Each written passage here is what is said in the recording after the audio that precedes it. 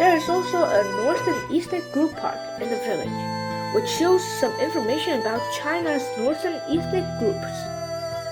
It turns out that Xiongnu people lived in the northern China, and later migrated into Europe and became the Magyars in Europe, and then to present-day Hungary.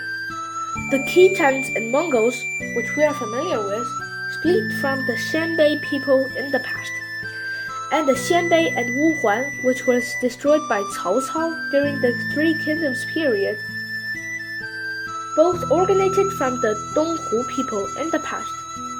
The Jurchen and the Manchu developed into a separate ethnic group. Although the plants in the Beiji village park are lush, we didn't see many ancient trees. The oldest ones were only 300 to 500 years old, which was quite strange. We got the answer to this question on the third day. On the third day, we visited the Greater Qing'an Mountains Fire Memorial Home. On Wednesday, May 6, 1987, this huge fire burned half of the Greater Qing'an Mountains. It burned down 9 forest farms, leaving 50,000 people homeless. 211 people were burned to death, and 266 people were burned.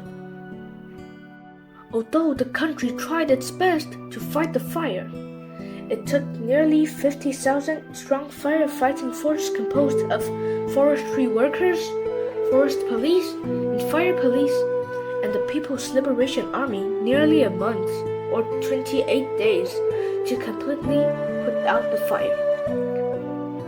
The cause of this fire was 5 wildfires caused by careless operations within 2 days. Although the open flames were quickly extinguished at that time, due to the influence of El Niño phenomenon on the climate that day, the whole world was dry. And with strong wind and dry weather in the spring, the fire eventually spread over a large area. This fire tells us that we must be very careful in places where danger is likely to occur.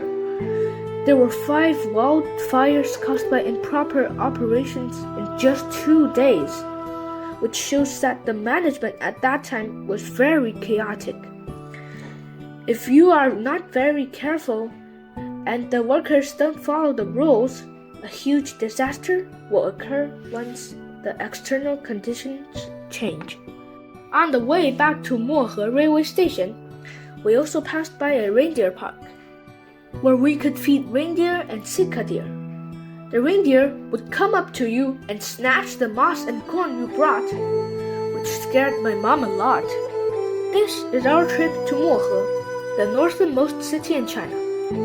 Based on this trip, we also created an MV called In Mohe, a Chinese-style Chinese song. I hope you all like it. Your likes, shares, and bookmarks are the greatest encouragement to our creation.